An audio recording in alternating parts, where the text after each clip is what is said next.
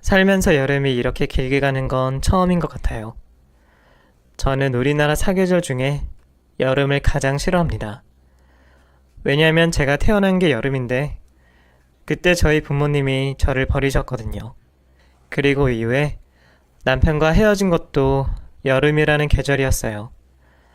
가슴에 대못이 박히는 일들이 모두 여름에 있다 보니 자연스레 여름을 싫어하게 되었어요. 제가 여름을 싫어한다고 날짜를 빨리 감을 수 없고 그렇다고 속에 치밀어 오르는 화를 혼자 삭히기도 어려워 이렇게 사연을 적어봅니다. 글 쓰는 재주가 없으니 양해하고 들어주세요. 앞서 밝혔듯이 저는 어렸을 때 내 부모에게서 버림받았어요. 태어난 지 얼마 안 된 핏덩이를 보육원 앞에 두고 갔다고 하더라고요. 얼마 전 뉴스에 보니 버려진 영아 사건이 있던데 그 아이는 죽은 것 같더군요. 그 아이에 비해 그나마 저는 보육원 앞에 버려졌으니 다행이라고 해야 할까요? 버려진 저를 걷어주실 분들이 계셨기에 이 나이가 되도록 살아있으니 말이에요. 어린 시절 기억이 남아있을 때부터 시작된 보육원 생활이기에 부모님에 대한 큰 결핍은 없었습니다. 하지만 내 뿌리에 대한 갈망은 본능이잖아요. 자라면서 학교를 다니고 남들과 다른 출생을 알게 되면서 사춘기 시절 크게 괴롭기도 했습니다. 그래도 엇나가지 않으려고 딴에는 부단히 노력하며 살았습니다. 그럼 그렇지 라는 선입견이 있는 상황에서 손가락질까지 받고 싶지 않았거든요. 불행 중 다행인지 저는 공부머리가 있었고 학교 성적도 꽤 좋았기에 나름 잘한다는 소리도 들으며 학창시절을 보냈습니다. 내 속에서 폭풍우가 불고 천둥 번개가 치고 있었지만 겉으로 보기엔 얌전하고 바른 아이였어요. 그렇게 행동 하나하나 눈치를 보며 살아야 했고 그런 행동은 살아남기 위한 저만의 전략이었어요. 공부머리가 아무리 있다고 해도 혼자서 전 과목을 다 잘할 수는 없었어요. 공부를 도와주는 사람이 있었는데 같은 보육원에서 지내는 동갑내기 남자였죠. 그 친구도 나름 공부를 잘했고 특히 제가 약한 수학을 참 잘했습니다. 그래서 서로 상부상조했습니다. 같이 공부하면서 서로 자신 있는 과목을 가르쳐줬죠. 이번에 수학시험 어렵던데 잘 쳤냐? 응, 괜찮게 친 것 같아. 너는? 너 알려준다고 내 공부 못했어. 네가 책임져라. 뭐야, 네가 못 친 걸 왜 내가 책임져? 저희 둘은 티격태격 하면서도 꽤나 가까운 사이였고 알게 모르게 저는 그 사람에게 의지도 많이 했습니다. 우리는 동갑이라 학교도 같이 다녔고 시간이 맞으면 등하원도 같이 했거든요. 평범한 학교 친구들 사이에 끼이지 못하고 혼자 겉돌고 있어도 그 사람이 같은 공간에 있다는 생각을 하면 마음이 편해지곤 했죠. 정신적 지주. 저에게 그 사람은 그런 존재였습니다. 너는 왜 입양 안 됐어? 어? 눈치 없이 할 말 다 하는 친구 하나가 저에게 물어보더군요. 왜 다 클 동안 입양 안 가고 보육원에서 자라냐고요. 다른 친구들도 다들 그게 궁금했던지 저에게로 시선이 몰렸고 저는 대답도 제대로 못하고 우물쭈물 하다가 화장실로 몸을 피했습니다. 같은 반이 되고 학년이 다가는 동안 저와 친하게 지내는 친구는 없어도 고아라고 괴롭히는 친구도 없었는데 저를 배려해주는 친구도 없었어요. 대답하기 곤란한 그런 질문을 궁금하다는 이유로 서슴없이 물어보는 아이들. 그게 저와 그 친구들의 차이였죠. 눈치 보지 않고 상대가 나를 어떻게 하든 신경 쓰지 않는 당당한 모습. 그런 것들이 저를 더 위축되게 만들었고 냄새나는 화장실로 도망가게 만들었습니다. 워낙 어릴 때 보육원으로 들어갔기에 원에서도 저를 입양 보내려고 부단히 노력했어요. 항상 입양 대상자 후보에 제 이름이 있었지만 어찌된 일인지 입양이 잘 되지 않았죠. 입양 절차를 밟다가도 중간에 취소되는 일들도 있었고 그러다 보니 원에서 저와 그 사람의 나이가 가장 많았고 그런 동질감 때문에라도 저희는 더 가까이 지냈습니다. 시간이 흘러 저희는 보육원을 퇴소해야 하는 나이가 되었습니다. 당시 저는 대학에 진학하고 싶은 마음이 컸는데 방법이 없었어요. 원을 퇴소하고 당장 먹고 살 것을 해결해야 하는 상황에 대학 진학은 언감생심, 꿈도 못 꿀 일이었죠. 그 입장은 그 사람도 마찬가지였고 그렇게 저희는 사회로 던져졌어요. 보육원을 퇴소하는 날, 아직도 어제 일처럼 선명하게 기억이 떠올라요.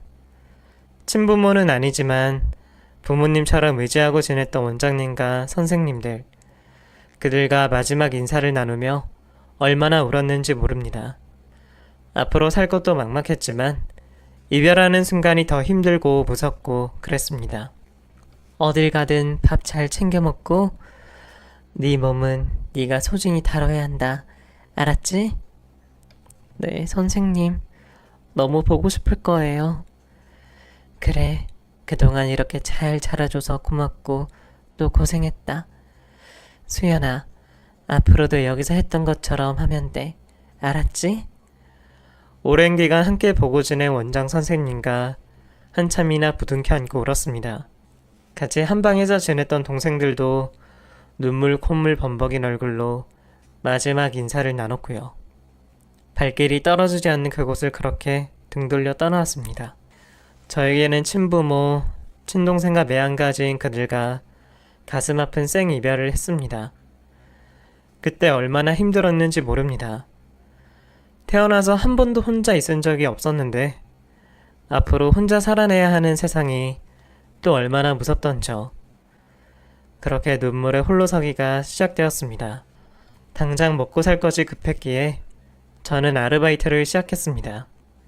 직장을 얻고 싶었지만 어디로 가야 할지 어떻게 구해야 하는지도 몰라 당장 눈에 보이는 식당으로 들어가 일을 달라고 했죠. 그나마 나이가 어려서 그런지 초보인 저를 써주겠다고 했고 그렇게 사회에 첫 발을 내딛었습니다.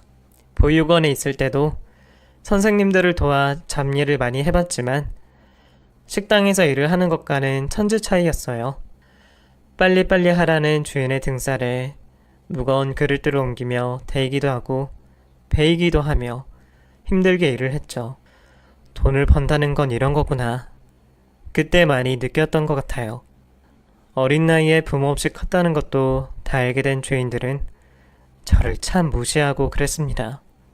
순진했던 저는 크면서 수차례 느꼈던 그 눈빛을 주인들에게서 똑같이 받게 되었지만 일을 그만둬야겠다는 생각은 못했습니다.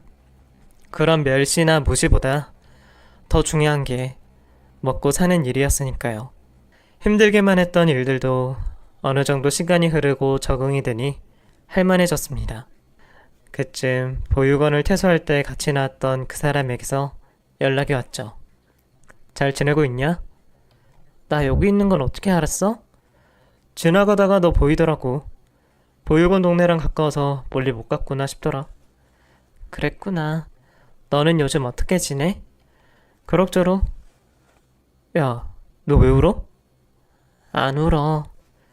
한때 한솥밥 먹었던 처지라서 그런지 그 사람과 오랜만에 얼굴 보고 얘기 나누니 너무 반가웠습니다. 나도 모르게 보고 싶었던 건지 그 사람을 보지 안심이 되면서 눈물이 찔끔 날 정도로요. 그때는 하늘 아래 정보 칠 곳이 없으니 작은 옹기 하나라도 붙잡고 싶은 그런 심정이었던 것 같아요. 그런 속사정은 저만 그랬던 게 아니었던지 그 이후 그 사람에게서 계속 연락이 왔고 종종 제가 일이 끝날 때까지 기다려주기도 했죠. 그렇게 저희 둘은 서로를 의지하며 홀로서기에 적응을 해나갔어요. 서럽고 서글픈 생각이 들리고 할 때마다 일부러 그 사람을 만나 수다도 떨고 밥도 먹으면서 다른 생각을 하려고 했고 시간이 지나면서 저희는 더 가까운 사이가 되었습니다. 나 이번에 회사 옮겨. 정말? 그럼 월급 더 받는 거야? 경력 쳐서 더 받기로 했어. 독립하고 3년 정도 지났을 때 그 사람이 다니던 공장을 옮겼습니다. 일전에 다니던 공장에서 용접하는 걸 배웠는데 그 기술을 경력 삼아 더 나은 직장으로 옮겼다고 하더군요. 그때는 저도 식당을 그만두고 작은 포장 공장의 직원으로 일을 하고 있었는데 기숙사가 있는 회사라서 나름 안정적으로 지낼 때였죠. 나 회사 옮기면 우리 결혼하자. 뭐? 결혼? 왜? 나랑 결혼할 생각 안 했어? 서로 의지하면서 지내는 동안 그와 저는 서로 연인이 되어서 사귄 지도 2년이 넘어가고 있었어요. 나이도 어렸고 당장은 돈 모아서 전셋집 하나 구하는 게 목표였던 저는 연애를 하면서도 결혼 생각은 하지 않고 있었어요. 그랬는데 갑작스런 얘기에 깜짝 놀랐죠. 그 사람이 나와 평생을 함께할 생각을 하고 있다는 것에 감동도 받았지만 한편으론 결혼에 대한 불신이 있었기에 선뜻 대답을 못하겠더군요. 부모한테 버림받고 살아온 내 인생 때문인지 내가 결혼을 하고 자식을 낳고 그 자식을 책임지며 키우는 것들이 자신이 없었어요. 결혼 얘기에 머뭇거리는 제 손을 잡으며 그 사람이 이렇게 말하더군요. 나 자신 있어. 너 하나 행복하게 못 해주겠냐? 너도 나도 아픔이 있는 사람들이잖아. 우리만큼 서로를 잘 아는 사람은 없어. 그러니까 내가 너 행복하게 해줄게. 책임질게. 결혼하자. 다정한 눈빛으로 저를 쳐다보며 자신 있다고 하는 그 사람의 말에 결국 저는 넘어갔고 우리는 결혼식을 올렸습니다. 말이 결혼식이지 남들처럼 호화롭게 한 것도 아니에요. 근처 교회를 찾아서 저희끼리 예복을 차려입고 겨우 실반지 하나씩 나눠 끼고는 결혼식이라고 하는 거죠. 그래도 그때 정말 행복했습니다. 드디어 제게도 가족이 생긴 거니까요. 평생을 외로움에 허덕였던 저에게 가족이 생겼다는 것은 말로 표현할 수 없을 정도로 큰 기쁨이었습니다. 그리고 그 기쁨은 그에게도 남다른 감정이었고요. 저희는 바퀴벌레처럼 서로를 챙겼고 서로밖에 없었어요. 결혼식을 올리며 그와 제가 각자 모으던 돈을 모아서 조금 더 큰 집을 옮기고 비싼 가구는 아니지만 살림살이들도 사서 넣으며 가정집처럼 꾸몄습니다. 어릴 적에도 하지 않았던 소꿉놀이를 하는 것처럼 마냥 재미있었어요. 그렇게 저의 신혼생활이 시작이 되었습니다. 결혼식을 올리고 몇 달 지났을 때 저에게 귀하고 귀한 아이가 찾아왔습니다. 전혀 생각지도 않았던 임신이라 얼마나 놀랐던지. 결혼을 하고 아이가 생기는 건 자연스러운 수순이었지만 누구도 그런 얘기를 곁에서 해주는 사람이 없어서 정말 많이 놀랐습니다. 그리고 기뻤습니다. 사랑하는 남편과 가정을 이룬 것만도 너무 행복한 일인데 거기다 소중한 아이까지. 그동안 저에게 오지 않았던 행복이 한꺼번에 오는 것 같았어요. 평생 받아보지 못했던 행복한 마음이 한꺼번에 물밀듯이 찾아와 제가 오히려 감당이 안 될 정도였어요. 이렇게 납작한데 이 안에 아기가 있대. 믿겨? 너무 신기해. 의사 선생님이 자리 잘 잡고 있다고 하셨잖아. 우리 아기 너 닮은 딸이었으면 좋겠다. 나는 아들이었으면 좋겠어. 당신 닮은 아들. 그 사람은 저 닮은 딸이 나왔으면 좋겠다고 했습니다. 그 시절엔 누구나 다 아들 노래를 부를 때였는데도 그 사람은 딸이었으면 좋겠다고 그랬습니다. 저 닮은 아이가 태어나면 정말 사랑스러울 거라면서요. 그때는 그런 말도 하는 사람이었습니다. 임신을 하고 저는 직장을 그만뒀습니다. 그리고 열심히 태교와 내조에 집중했죠. 둘이 같이 벌다가 혼자 벌게 되니 당장 수입이 줄어들었지만 저는 걱정하지 않았습니다. 누구보다 열심히 일해주는 내 남편을 믿었거든요. 그리고 제가 좀 아꼈으면 충분히 우리 세 식구 잘 살 수 있을 거라고 생각했고요. 그런데 집안에 일이 생겼어요. 남편이 아는 형님에게 돈을 빌려줬는데 그 사람이 갑자기 사라진 거예요. 잠적한 거죠. 아니, 그 사람이 누군데 돈을 빌려줘. 대체 얼마나? 나도 이럴 줄은 꿈에도 몰랐지. 아, 진짜. 이 자식 어디서 찾지? 전세로 옮겨가려고 계속 모으던 돈이 있었어요. 당연히 제 퇴직금도 거기에 넣어놨고요. 통장은 남편이 관리를 하고 있었고, 저는 당연히 은행에 돈이 잘 들어가 있을 거라고 생각했습니다. 그런데 그 돈을 다른 사람에게 빌려줬다는 거예요. 오부 이자준대. 그래서 은행에 넣어두는 것보다 낫겠다 싶어서 빌려준 거야.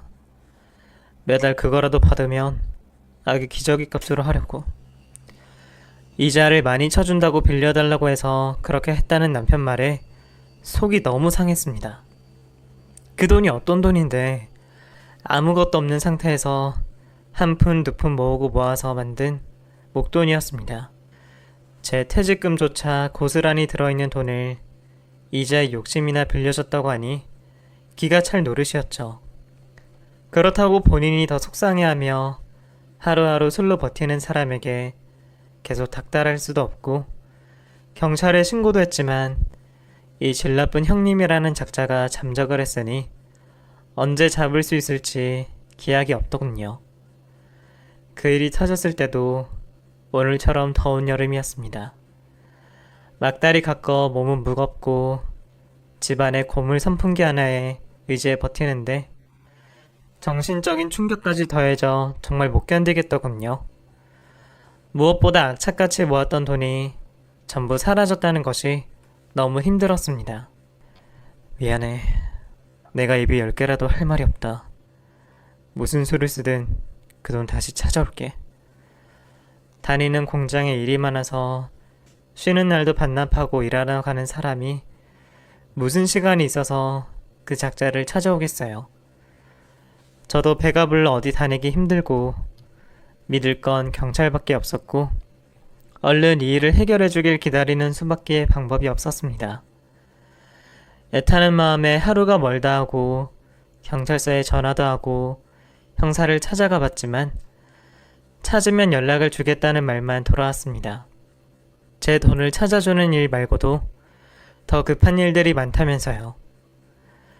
우리에게 전 재산이나 마찬가지인 돈이었는데 남의 일이라고 가볍게 생각하는 그들이 어찌나 미웠는지 몰라요. 하지만 집에서 연락을 기다리는 수밖에 할 수 있는 일이 없었어요. 저는 저대로, 남편은 남편대로 그 나쁜 놈이 잡혔다는 소식만을 기다리며 하루를 버틸 뿐이었습니다. 그렇게 경찰의 소식을 기다리며 한두 달이 금세 흘렀고 돈을 찾지 못한 상태로 진통이 찾아왔습니다. 임신을 했을 땐 남들 다 하는 출산 그냥 하면 되겠지 막연하게 생각했습니다. 그런데 이게 웬걸요. 아이를 낳는다는 게 이렇게나 고통스러운 일인 줄 그때 처음 알았어요.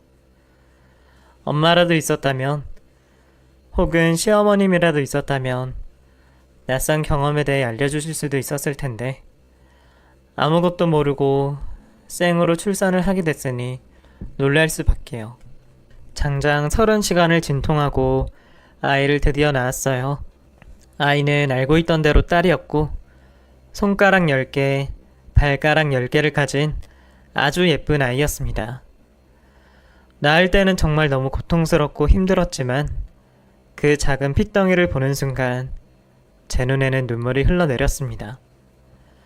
남편 눈에도 저와 같이 뜨거운 눈물이 흘렀고요.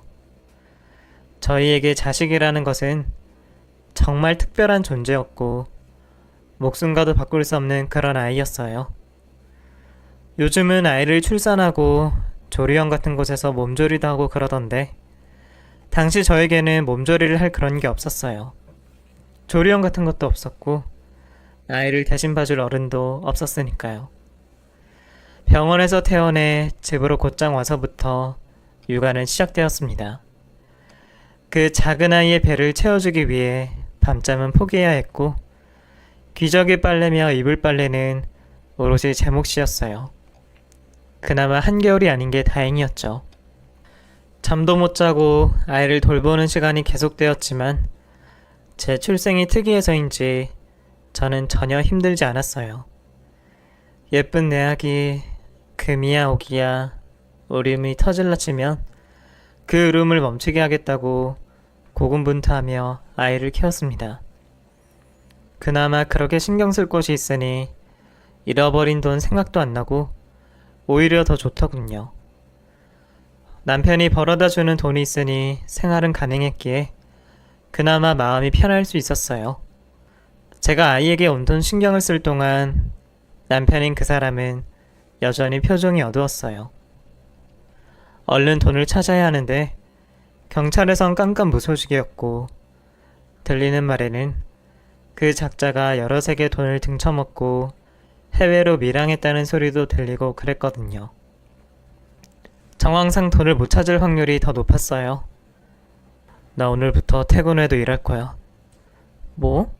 지금 하는 일도 쉬는 날 없이 일하는데 무슨 일을 또 한다는 거야? 경찰 놈들 기다리고만 있을 수 없어. 이제 진아도 태어났는데 빨리 전셋집으로 옮겨야지. 언제까지 밑빠진 독에 물 붓게 할 순 없잖아. 밤에 일 좀 더 하면 돼. 마음고생 때문에 얼굴이 시커멓게 변한 남편을 보며 저는 말렸습니다. 이러다가 사람 잡겠다 싶더라고요. 매달 받아오는 월급이 있으니 그걸로 아껴서 생활하겠다고 했지만 이미 속이 뒤틀렸는지 제 말을 듣지 않았어요. 그때부터 남편은 밤에 일을 하러 나가기 시작했습니다. 밤 늦게까지 하는 술집에서 일을 한다고 했습니다. 또 아는 형님이 하는 가게였고 허드렛 일을 해주기로 했다고 힘든 일이 아니라고 하더군요. 매일 아침 6시 30분에 일어나서 출근 준비를 하는 사람이었는데 퇴근 후 아르바이트까지 하고 오면 밤 1시가 다 되는 시간에 집에 들어오고는 했습니다. 하루도 빠짐없이 그렇게 몇 달을 하는 사이 살이 쏙 다 빠져서 몰골이 형편없어졌죠. 너무 애쓰지 마. 이러다가 당신 쓰러져. 애 안 쓰면 그러면 하늘에서 뭐 돈가방이라도 떨어진대? 너나 나나 의지할 데 없잖아. 그러니까 내가 이렇게 하는 거 아니야. 안 그래도 힘들어 죽겠는데 기운 빠지는 소리 할 거면 나한테 말 걸지 마. 여보. 몸이 힘들고 정신력이 떨어지니 남편도 예민해졌겠죠. 2가지 일을 하면서 체력이 바닥난 남편은 아이에게도 관심이 없었어요. 밤늦게 집에 들어오면 쓰러져 자기 바쁘고 해 뜨면 어김없이 일어나 출근을 했죠. 아이가 뒤집고 기고 서는 걸 제대로 보지 못한 채 한 집에 살지만 따로 사는 듯 그런 생활이 계속되었습니다. 언제까지 이렇게 조마조마하게 살아야 하는 건지 점점 저희 결혼 생활은 불행해지기 시작했고 제 가슴은 답답하기만 했습니다. 커가는 모습을 보며 겨우 웃고 살 수 있었죠. 그렇게 부부지만 남처럼 살던 어느 날 남편의 모습이 바뀌기 시작했어요. 옷 입는 것도 달라지고 몸에서 향수 냄새도 나고요. 맨날 피곤해 쩔어 지내던 사람인데 생기가 도는 모습에 의아했죠. 당신 요즘도 그 형님 가게에서 일해? 그럼 거기서 하지. 그래? 당신 뭔가 달라진 것 같은데? 달라지긴 뭐가 달라져. 봄이라서 나도 분위기 한번 바꿔보는 거지. 우리 진아 한번 안아보자. 우르르 까꿍. 이유는 알 수 없지만 뭔가 기분이 아주 좋아 보였어요. 육아에는 관심도 없던 사람이 아이도 안아주고 예뻐해주고요. 그리고 저에게 용돈도 척척 주며 필요한 거 사라고 하더군요. 웬 돈이야? 얼마 전에 생활비 받았는데? 이걸로 당신 옷이나 좀 사 입어. 집에만 있다고 해도 옷이 그게 뭐냐? 이거 얼마 전에 산 건데? 그런 거 말고 예쁜 원피스 같은 거 있잖아. 그런 거 사 입어. 웬일로 제 옷차림을 지적하며 옷을 사라는 남편이었어요. 어디서 복권이라도 당첨된 건지 후하게 인심 쓰는 모습이 수상했지만 오랜만에 보는 밝은 모습에 저도 기분이 좋았습니다. 그 이후로도 남편의 수상한 모습은 계속되었어요. 술에 만취한 모습이 잦았고 못 보던 옷가지나 시계, 지갑들이 생겨났습니다. 백화점 명품 같은 거 잘 모르지만 딱 봐도 비싸 보이는 것들이었죠. 점점 제가 알고 있던 남편의 모습이 사라지는 것을 저는 불안하게 보고만 있었습니다. 물어봐도 답이 없이 그냥 알아서 한다는 소리가 다였고 몰래 미행을 해보려고 했지만 아이 때문에 번번이 실패로 돌아갔어요. 그래도 매달 생활비와 용돈을 꼬박꼬박 줬기 때문에 남편을 믿었습니다. 그런데 그렇게 믿고만 있었던 것이 화근이었나 봐요. 어느 날 집에 들어온 남편이 저에게 날벼락 같은 말을 던졌거든요. 이혼하자. 처음에 그 말을 듣고도 이해가 안 돼서 한참이나 눈만 꿈뻑이고 있었습니다. 그런 저를 보며 답답하다는 듯 인상을 쓰더니 다시 또박또박 말을 하더라고요. 귀머거리야? 이혼하자고! 그게 무슨 말이야? 이혼이라니? 나 여자 생겼다. 돈 많은 여자야. 나더러 결혼하잔다. 그런 공장 같은 거 때려치우고 평생 그 여자랑 놀러나 다니면서 살게 해준대. 진아 아빠. 나 더 이상 구질구질하게 살기 싫어. 너랑 진아한테는 미안하지만 우리 여기서 끝내자. 믿을 수가 없었어요. 이혼이라니요. 마른 하늘에 날벼락도 유분수지. 어떻게 저한테 이혼을 얘기할 수가 있는지 도무지 이해할 수 없었어요. 저는 안 된다고 남편의 바지가랑이를 잡고 물고 늘어졌습니다. 당신이 날 버리면 진아랑 어떡하냐고. 그럴 수 없다고 울었어요. 하지만 남편은 울며 매달리는 저를 물리치고는 짐을 싸가지고 집을 나가버렸어요. 제 울음소리에 곁에 아이도 울음이 터져 같이 우는데도 뒤도 돌아보지 않고 가버리더군요. 이대로 가게 두면 안 될 것 같았어요. 그래서 아이를 들쳐안고 맨발로 쫓아나가서 남편에게 매달렸습니다. 그랬더니 제 팔을 거세게 뿌리치더군요. 곧이어 저는 바닥으로 밀쳐져 땅을 굴렀고 행여 아이가 다칠까 두 팔로 꼭 안는 바람에 얼굴부터 떨어져 온통 상처투성이가 됐습니다. 돌에 긁혔는지 피가 흘렀지만 그런 저를 물끄러미 바라만 볼 뿐 가던 길을 그대로 가버렸어요. 그때 생각을 하면 아직도 가슴이 미어집니다. 꽉 막힌 무언가 때문에 숨도 편하게 못 쉬고요. 그날도 오늘처럼 이렇게 뜨거운 한낮이었고 남편은 저와 아이를 버리고 떠나버렸습니다. 아이를 안고 얼마나 울었는지 모릅니다. 네가 나한테 어떻게 이럴 수 있냐고. 나한테 이러면 안 된다고 허공에 대고 소리를 질렀지만 돌아오는 소리는 없었어요. 아무도 저와 아이에게 관심을 보이는 사람이 없었습니다. 나중에 알고 봤더니 남편이 밤에 일을 하러 간 곳은 아는 형님 가게가 아니라 야간 업소였습니다. 그곳에서 돈 많은 여자들 접대하면서 돈을 벌었더라고요. 물론 처음부터 그러진 않았겠지만 다른 세상에 사는 사람들과 놀고 즐기며 새로운 맛을 봤겠죠. 저와 아이가 있는 집은 구질구질한 곳이 될 정도로 저와는 차원이 다른 그런 여자들이 얼마나 좋아 보였겠어요. 그러니 처자식을 버리고 간 거겠죠. 남편이 떠나버리고 한동안 제정신이 아니었어요. 버림받았다, 또다시 버림받았다는 생각이 제 머릿속에 온통 지배하고 있었고 그때는 아이도 눈에 들어오지 않더군요. 겨우 이웃집에 사는 언니 도움으로 아이 먹을 것을 챙겨 먹일 정도였으니 혼이 나간 상태였다고 표현해도 무방할 정도였습니다. 그날도 이웃집 언니가 준 빵으로 아이 저녁을 해결하고 기력 없이 누워있는데 움직일 리 없는 방문이 열렸습니다. 그리고 곧이어 남편이 들어왔어요. 저는 놀란 눈으로 남편을 바라만 봤어요. 아래의 맞춤 양복을 입었는지 아주 멋들어지게 차려입은 남편은 방 안을 둘러보며 잠시 인상을 쓰더니 곧이어 품에서 서류 하나를 꺼냈습니다. 그리고 저에게 가까이 와서는 제 손을 잡더군요. 조용히 끝내자. 도장 찍으려고 왔어. 이왕 이렇게 된 거 서로 각자의 길을 가자고. 그러면서 서류에 제 지장을 찍고는 두툼한 봉투를 하나 두고 가버렸습니다. 그 서류는 이혼 서류였고 봉투는 현금이 들어있더군요. 기어이 이혼을 하겠다는 거였죠. 한때는 한 입을 덮고 자던 사이 자기 핏줄의 자식까지 낳아준 여자에게 정말 너무 잔인한 사람이었어요.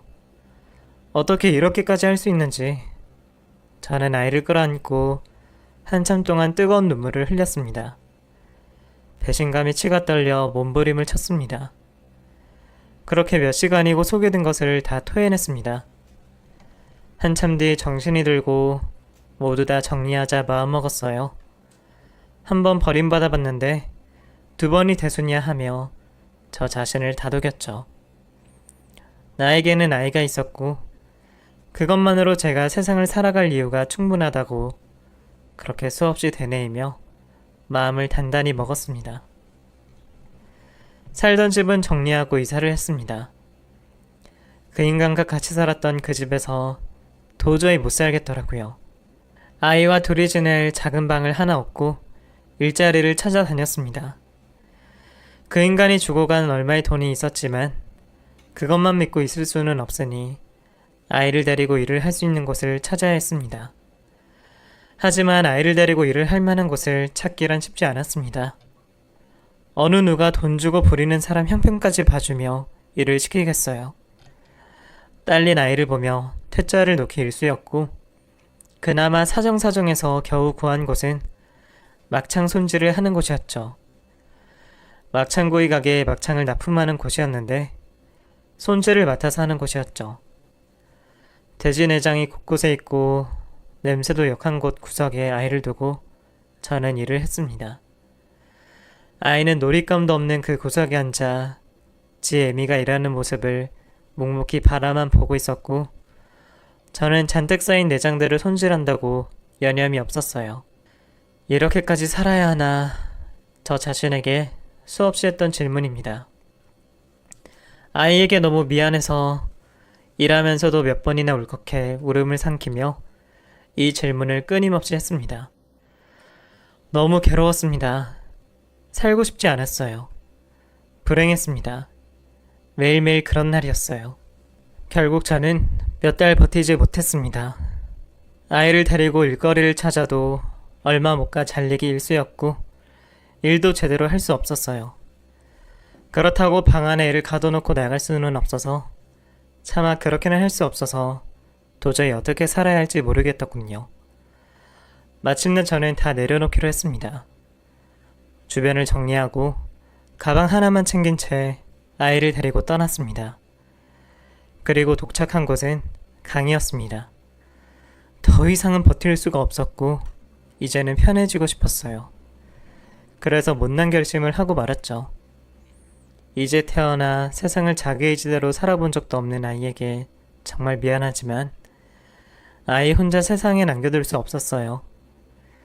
제가 살아온 그 고통을 아이가 겪게 하고 싶지 않았고 그래서 함께 세상을 떠야겠다고 생각했죠.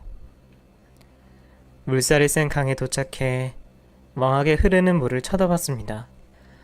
시커먼 물속이 너무 무서웠지만 그것도 자꾸만 바라보고 있으니 공포가 차츰 사라지더군요. 아이는 영문도 모른 채 제 옷을 꽉 잡고 있었고 그런 아이를 꼭 안아줬어요. 그리고 천천히 물가로 발길을 옮겼죠. 엄마 저기. 얌전히 저를 따라오던 아이가 갑자기 저를 불러 세웠어요.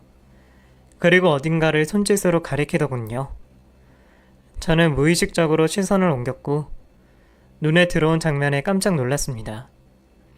거기엔 사람이 누워있는 것 같았는데 위에 입고 있는 옷이 온통 빨갛게 물들어 있었어요. 저는 아이와 함께 그곳으로 갔습니다.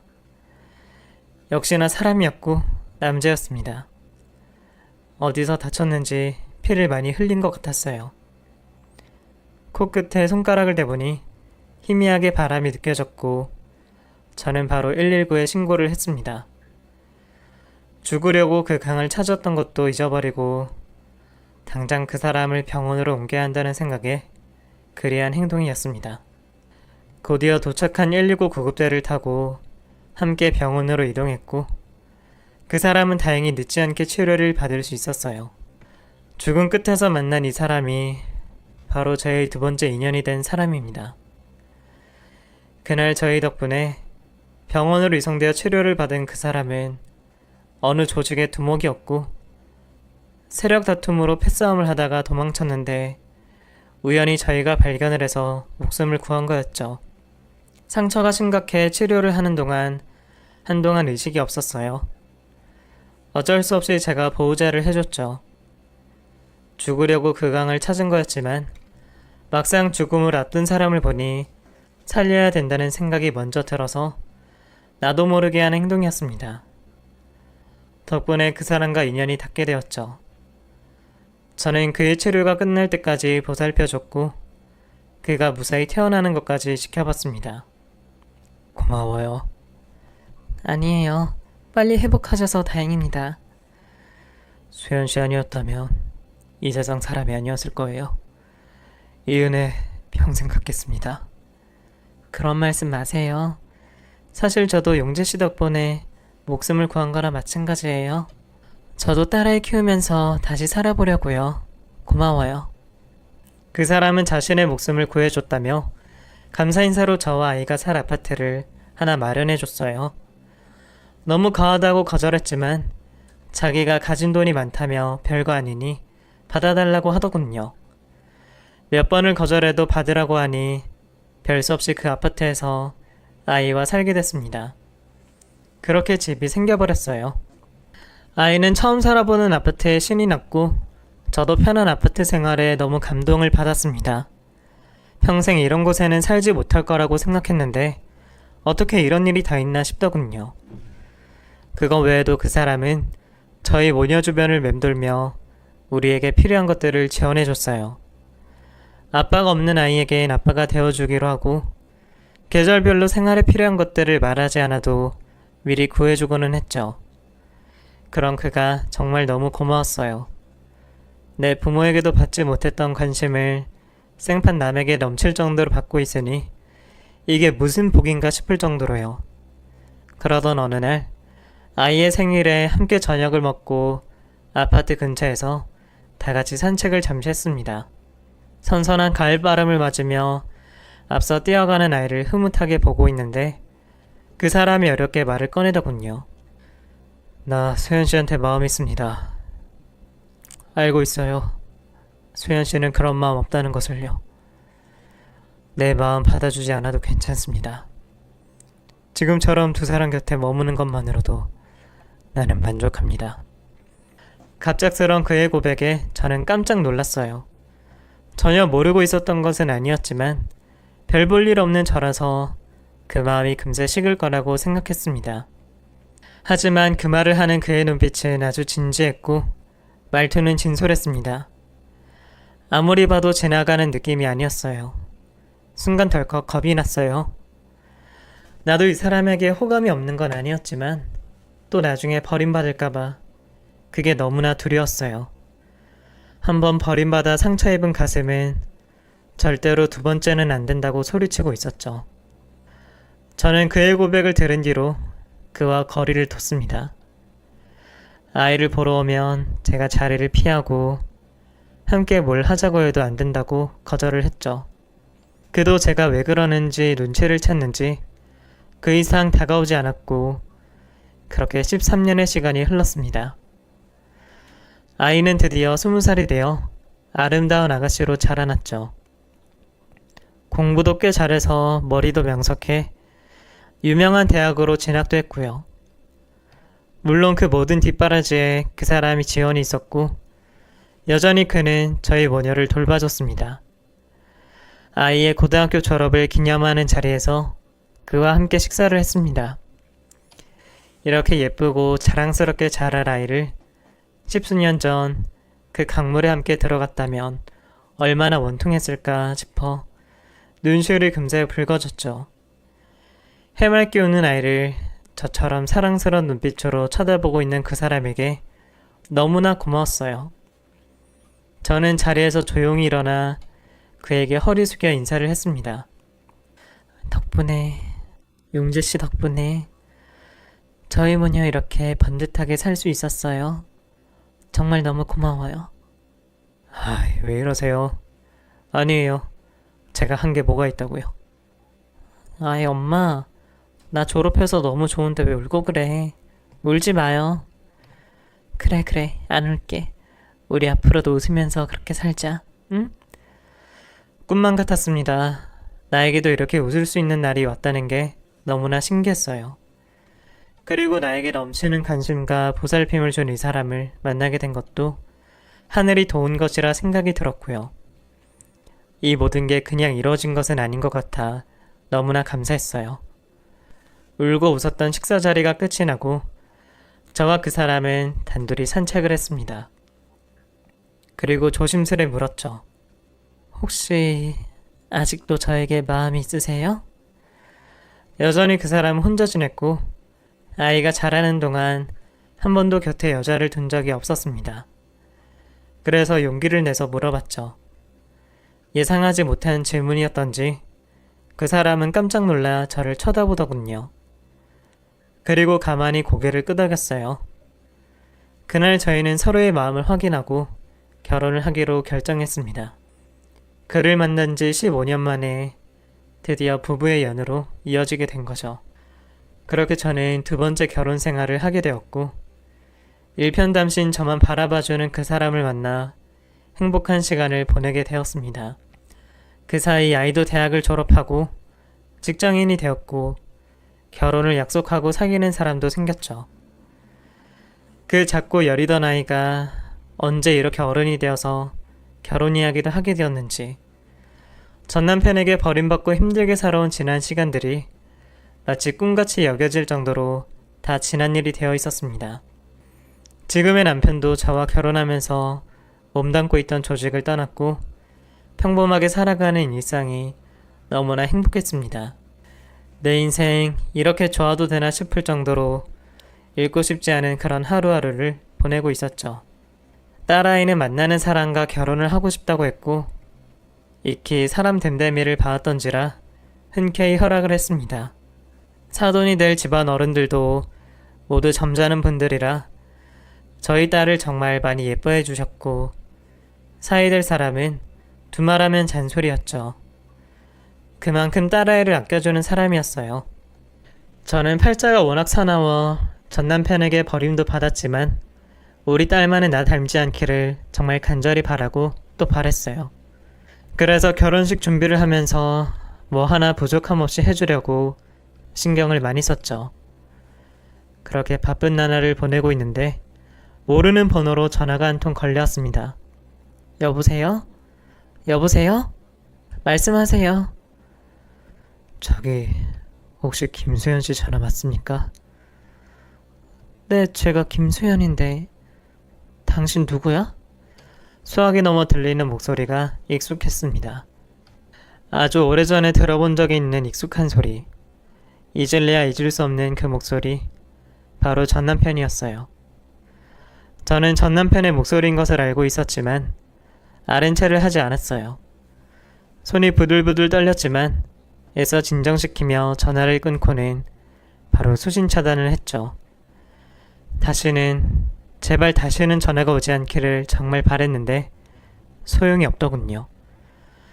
상대가 제 번호를 알고 있으니 수신 차단이 소용이 없었어요. 결국 하루에 한 번씩 걸려오는 전화를 더 이상 외면하지 못하고 용건을 물었습니다. 무슨 얌체로 나를 찾아? 이제 와서 왜? 이제야는 차네. 지나 잘 컸던데 아주 참한 아가씨가 됐더라고. 그 인간의 입에서 아이의 이름이 나오는 순간 눈이 돌 것 같았어요.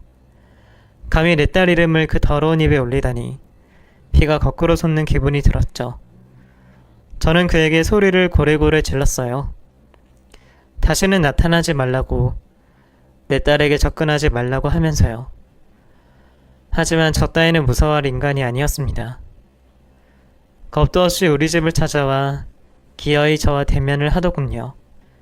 십수년 만에 보는 그 사람은 도대체 어떻게 사는 건지 거짓골을 해서는 몸에서 악취도 장난 아니게 풍겼습니다. 여전하구나. 모렴치한 인간. 눈에서 도끼 좀 빼. 오랜만에 만난 지아비한테 그게 무슨 경박한 행동이야? 지아비? 드디어 돌았구나. 네가 이혼서류에 내 지장 찍어갔잖아. 나한테 했던 짓 다 까먹었니? 사람도 아닌 인간이랑 오래 말 섞고 싶지 않았어요. 외출을 나간 남편이 돌아오기 전에 이 인간을 빨리 돌려보내고 싶었습니다. 그래서 용건을 물었죠. 분명히 나를 찾아온 이유가 있을 것이고 행색을 보아하니 예상이 어렵지도 않았어요. 돈 좀 줘. 나 돈 필요해. 뭐? 돈? 몹쓸 인간이네 진짜. 대체 머리에 뭐가 들어있으면 나에게 돈을 요구할 수 있는지 정말 궁금했어요. 나에게 뭘 하든 저는 절대로 줄 생각이 없었고 당장 나가라고 고래고래 소리를 질렀습니다. 경찰을 부르겠다고 하니 그제야 발을 떼면서 마지막으로 남긴 말이 자기도 가만히 있지 않겠다고 하더군요. 그러든지 말든지 소리를 꽥 질러 쫓아냈습니다. 그 이후 연락이 없더군요. 이상했어요. 이렇게 가만히 있을 인간이 아닌데 조용히 있으니 더 불안하기만 했죠. 그때 돈을 줬어야 했나 싶은 생각도 들었지만 이내 머리를 저었습니다. 한 번으로 끝나지 않을 거라는 게 분명했으니까요. 남편에게 그 인간 이야기를 숨겼기에 혼자 끙끙거릴 수밖에 없었습니다. 그렇게 폭풍전야처럼 조용히 시간이 지나고 드디어 딸의 결혼식이 되었습니다. 하얀 웨딩드레스를 입은 아이가 얼마나 눈부시게 예쁘던지 딸을 보고 있자니 마음속 불안도 걱정도 다 사라지는 것 같더군요. 딸의 결혼식만 잘 끝난다면 더 이상 내가 두려워할 것도 없겠다 싶은 마음이 들었습니다. 그런데 그런 제 마음을 조롱하듯 그 인간이 식장에 나타났습니다. 그것도 남편이 딸의 손을 잡고 버진로드에 입장하기 위해 자리를 비운 사이 혼주석에 당당히 앉는 거였죠. 그 인간이 자리에 앉는 순간 악취 때문에 숨을 쉴 수가 없었어요. 혼주석 근처에 있던 하객들과 사돈댁 사람들도 놀란 눈으로 쳐다보고 있었고요. 당황한 저는 그 인간에게 어서 가라고 소곤거렸어요. 미쳤어? 여기가 어디라고 나타나? 내가 지나친 아빠인데 그럼 여기가 당연히 내 자리지. 제가 아무리 밀어내도 끔찍도 않고 앉아있었고 실랑이를 하는 사이 사회자가 신부 입장을 알리는 소리가 들렸습니다. 어찌 해야 할지 눈앞이 캄캄해졌습니다. 숨도 제대로 쉴 수 없었어요. 드디어 남편과 딸이 나란히 버진로드에 섰고 곧이어 행진을 시작했습니다. 하객들의 박수 소리에 맞춰 둘은 환하게 웃으며 입장을 했습니다. 남편은 행진을 하면서 혼주석을 쳐다봤고 저와 그 인간을 차례대로 쳐다보더군요. 그리고는 안색 하나 바뀌지 않고 어딘가로 눈짓을 보냈습니다. 그 순간 덩치 좋은 남자 몇이 나타나선 그 인간을 식장 밖으로 데리고 나갔습니다.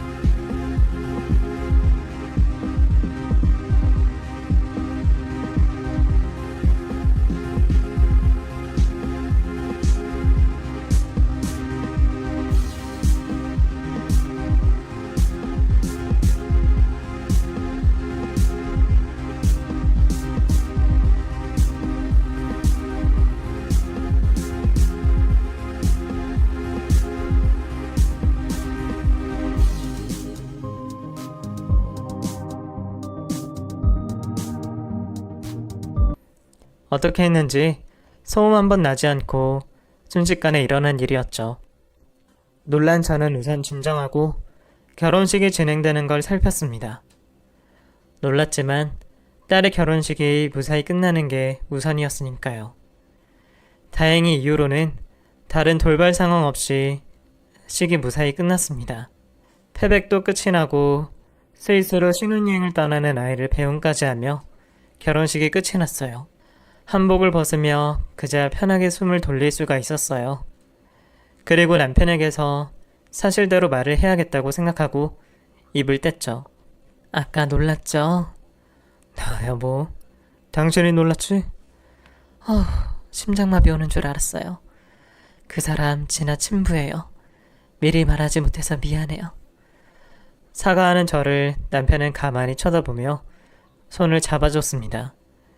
그러고는 아무 말 없이 어딘가로 저를 데리고 이동했죠. 어딜 가느냐고 물어봤지만 가보면 안다는 말로 압축하며 어디 낯선 건물로 차를 몰았습니다. 무서웠지만 곁에 남편이 있으니 그를 믿어보기로 하고 조용히 따랐죠. 건물은 큰 창고 같은 곳이었고 비어 있었어요. 안으로 들어가 보니 사람들이 몇이 있더군요. 그 중앙에 전 남편이 밧줄에 묶여 무릎을 꿇고 있었는데 이미 맞았는지 얼굴이 피투성이었어요. 여보, 이게 무슨 일이에요? 놀란 남편에게 묻는데 내 목소리가 들렸는지 그 인간이 갑자기 저를 부르며 울부짖기 시작했습니다. 수연아, 내가 잘못했어. 다시는 너희 앞에 안 나타날 테니 나 좀 살려줘. 나 좀 살려줘. 여보, 이게 다 뭐예요? 저는 당황해서 재차 물었고 남편은 천천히 저에게 알려주더군요. 집에 저 자식이 왔었지? 나 다 알고 있었어. 실은 진아가 아빠가 보고 싶다고 해서 내가 저 자식 찾아봤거든. 그런데 당신 버리고 돈 많은 여자한테 가놓고 그 여자한테도 버림받았더라고. 이후 도박과 술에 빠져서 지금은 노숙자 생활을 하고 있고. 그게 사실이에요? 사실이야, 수연아. 나 후회 많이 했어. 그런데 너희 앞에 나타날 염치가 없어서 지난날 전부 내가 잘못했어. 그러니 나 좀 풀어줘. 다시는 너희 앞에 안 나타날게. 나 죽어, 수연아. 건장한 남자 여럿이 얼마나 그 사람을 잡아놨는지 무서워서 벌벌 기고 있더군요. 급기야 울면서 바지에 소변까지 싸는 걸 보며 차마 그 꼴을 보고 있을 수도 없겠더라고요. 결국 저에게 머리 숙여 용서를 몇 번이나 구하고 다시는 우리 앞에 나타나지 않겠다는 각서까지 쓰고 나서 풀려났습니다. 소변 때문에 축축해 젖은 바지 차림으로 정신없이 도망가는 그 사람을 보면서 마음이 편치 않더군요. 그래도 한때는 남편으로 아이의 아빠로 함께 살았던 사람인데 내가 당한 건 이미 잊은 건지 측은한 마음마저 들었습니다. 진아가 노숙자 도시락 봉사를 갔다가 우연히 마주친 것 같아. 다행히 친부라는 거 모르는 것 같고. 아이는 모른다는 말을 듣고 안심이 되었습니다. 그리고 이대로 인연이 영영 끝나기를 간절히 기도했죠. 그때 정말 혼쭐이 났는지 아니면 어디서 객사라도 한 건지 몇 년이 지났지만 이후로는 그의 모습을 볼 수 없었어요.